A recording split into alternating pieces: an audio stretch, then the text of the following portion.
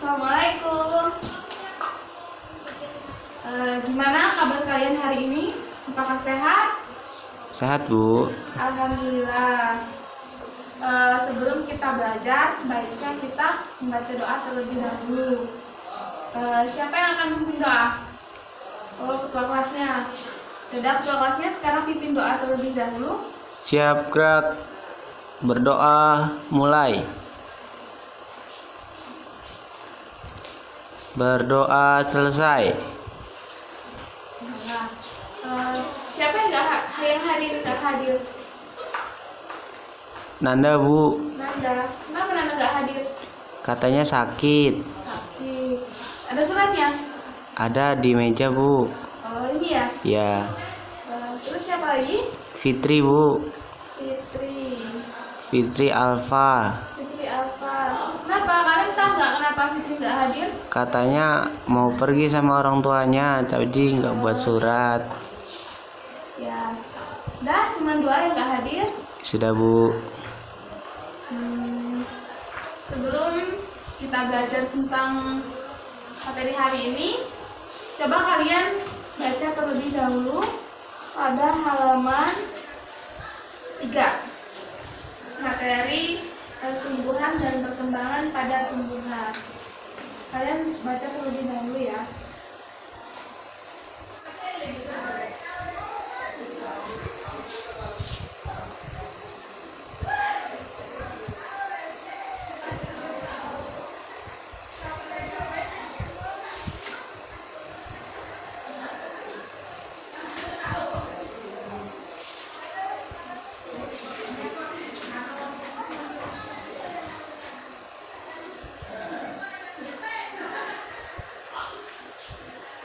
Sudah dibaca? Sudah, Bu. Kalau sudah dibaca, Ibu mau tanya. Ada yang tahu perbedaan dari pertumbuhan dan perkembangan itu apa? Enggak, Bu. Nah, kalian kan sudah baca, apa nggak ngerti? Enggak ada pengertiannya. Jadi, perbedaan dari pertumbuhan dan perkembangan, sebenarnya pertumbuhan dan perkembangan ini memiliki makna yang sama, tetapi agak sedikit berbeda. Pertumbuhan sendiri itu merupakan proses bertambahnya suatu ukuran, misalnya berupa massa, volume, tinggi, dan panjang suatu tumbuhan. Sedangkan kalau perkembangan itu merupakan proses berubah bentuk suatu tumbuhan, misalnya dia dari bentuk biji, kemudian bertahap menjadi bentuk suatu tumbuhan yang lengkap. Selanjutnya perkecambahan. Perkecambahan itu, ada yang tahu perkecambahan itu apa? Tahu, Bu. Apa coba perkecambahan itu? Menurut saya cambah ada dua, kedelai sama kacang hijau. Kamu baca di mana ada referensi seperti itu? Saya melihat di pasar, Bu. Oh, lihat di pasar. Jadi pengertian dari perkecambahan itu merupakan munculnya plantula atau bakal biji yang keluar dari dalam biji tersebut yang merupakan hasil dari perkembangan embrio. Perkecambahan itu prosesnya ada dua. Yang pertama proses fisika dan yang kedua adalah proses kimia. Proses fisika terjadi jika air yang masuk ke dalam biji tersebut kemudian akan keluar. Itu diakibatkan karena potensial air yang berada di dalam biji itu rendah sehingga mengakibatkan air itu keluar. Sedangkan proses kimia yaitu proses yang terjadi jika air masuk ke dalam biji tersebut, kemudian biji tersebut itu akan mengembang dan lama-kelamaan akan pecah dan menjadi bakal biji. Selanjutnya ada tipe-tipe pertumbuhan dan perkembangan. Tipe-tipe perkecambahan itu yang pertama ada epigeal dan hipogeal. Kalian tahu nggak apa sih perbedaan dari perkecambahan epigeal dan hipogeal? Tahu, Bu. Apa coba perbedaannya? Mungkin kalau epigeal buahnya tidak ke atas. Kalau hipogeal, bijinya naik menjadi daun. Nah, kamu membaca dari mana itu? Itu terbalik pengertiannya. Kalau epigeal itu yang bijinya terangkat ke atas atau kotiledonya ikut naik ke atas. Sedangkan hipogeal itu bakal bijinya tetap berada di dalam tanah. Paham? Paham, Bu? Jadi contoh dari epigeal itu misalnya seperti kacang hijau. Nah, kacang hijau itu tumbuh jika kacang hijau itu tumbuh pasti bijinya itu naik ke atas atau terangkat ke permukaan atas. Sedangkan kalau yang hipogeal ini pasti dia bijinya akan tetap berada di bawah tanah dan tidak akan naik ke atas. Ibu di sini membawa contoh yaitu tentang epigeal dan hipogeal. Nah, yang epigeal ini ibu membawa contoh yaitu misalnya kacang hijau. Nah, kacang hijau ini merupakan tipe perkecambahan epigeal karena bakal bijinya atau kotiledonya dia akan terangkat ke atas. Ini bisa dilihat. Akarnya dia di bawah, tapi bakal biji atau kotiledonya dia akan naik ke permukaan, naik ke atas. Ini lama kelamaan akan menjadi daun. Sudah bisa dilihat ini di sini sudah bercabang menjadi 2 daun. Selanjutnya yaitu pada mangga. Mangga ini merupakan proses perkecambahan hipogeal karena pohon mangga ini jika dia tumbuh pasti bakal bijinya atau bijinya tetap berada di dalam tanah dan tidak akan naik ke permukaan tanah. Paham nggak sampai sini? Paham, Bu? Paham. Selanjutnya yaitu macam-macam dari pertumbuhan. Macam-macam dari pertumbuhan itu dibagi menjadi 2, yaitu pertumbuhan primer dan pertumbuhan sekunder.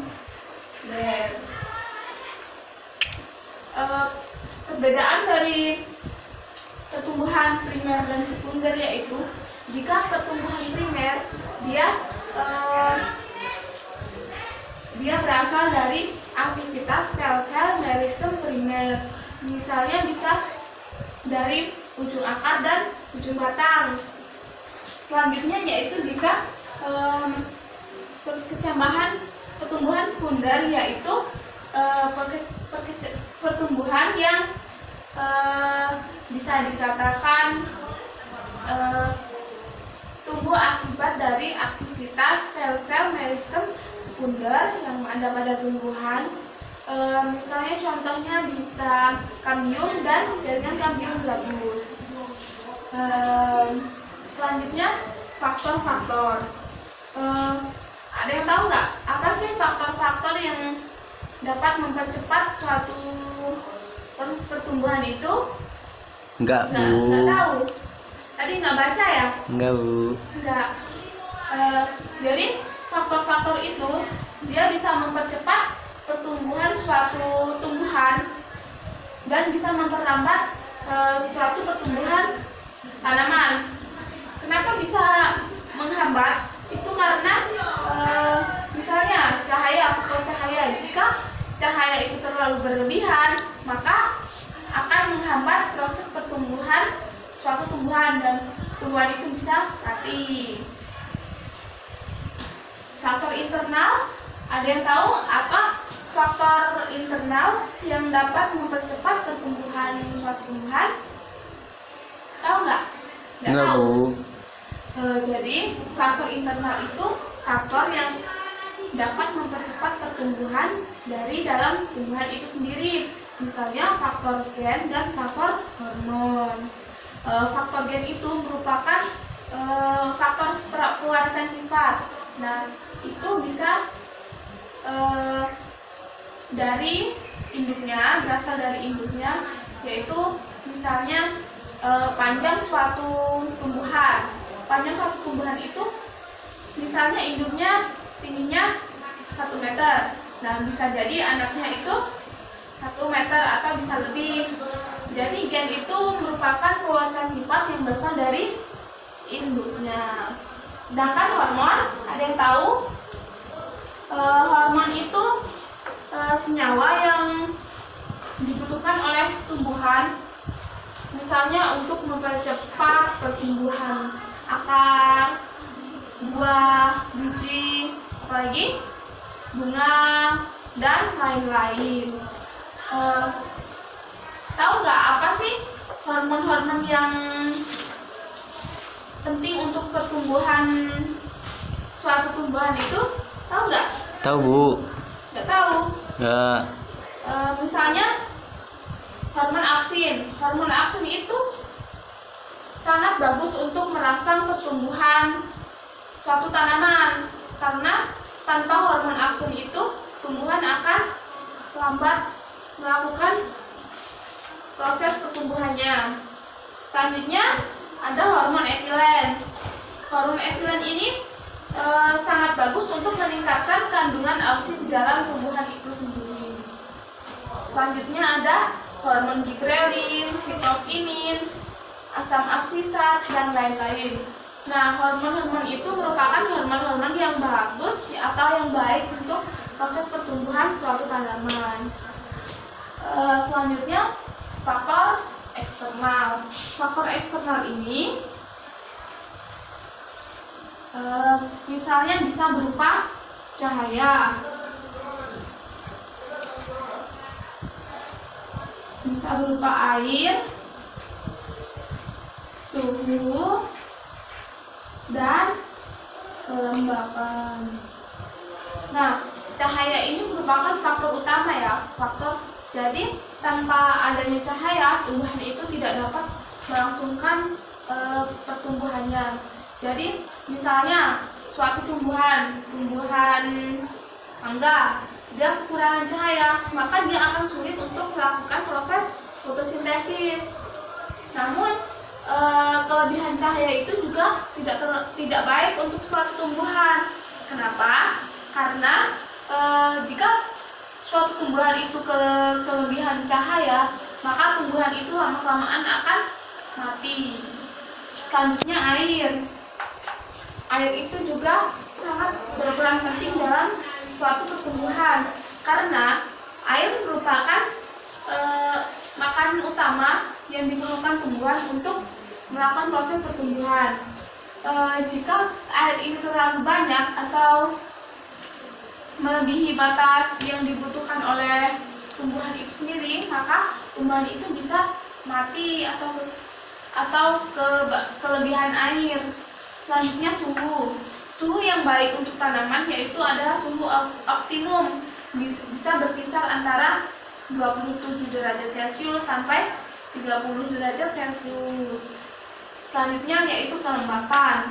Jadi tumbuhan itu, kelembapan tuh sangat penting bagi suatu tumbuhan. Kenapa? Karena jika kurangnya kelembapan itu membuat suatu tumbuhan itu bisa kekurangan air. Jadi harus kelembapan itu juga harus diutamakan. Sampai sini ada yang mau ditanyakan? Nggak ada. Baiklah, kalau nggak ada, Ibu kasih tugas ya. Minggu depan kalian, mulai pulang ini kalian siapkan kacang hijau. Kalian letakkan di 2 tempat, yaitu di tempat pertama itu kalian kasih kapas dan kasih air. Sedangkan tempat keduanya juga seperti itu, tapi beda tempat kalian letakkan. Yang pertama kalian letakkan di luar rumah atau tempat yang terkena sinar matahari. Sedangkan tempat yang kedua kalian letakkan di dalam rumah atau tempat yang tidak terkena sinar matahari. Nanti kalian amati setiap harinya itu gimana sih perkembangannya. Apakah dia cepat tumbuh di tempat yang terkena sinar matahari atau tempat yang tidak terkena sinar matahari. Nanti kalian buat di buku latihannya perharinya itu, misalnya hari pertama adanya kacang hijau ini, apakah dia nambah 1 cm atau 2 cm, seterusnya sampai hari ke-6. Kalian amati perharinya ya, nanti ditulis di buku latihan tersebut. Apa sih beda nggak sih ini apa hasil dari yang tanaman kita letakkan di dalam rumah atau yang di luar rumah yang terkena sinar matahari? Tumbuhan mana sih yang cepat berkembangnya, apakah yang di dalam rumah atau tempat yang terkena sinar matahari atau tidak? Baiklah, ada yang mau ditanyakan lagi nggak? Kalau nggak ada, Ibu cukupkan sampai di sini. Terima kasih atas perhatiannya.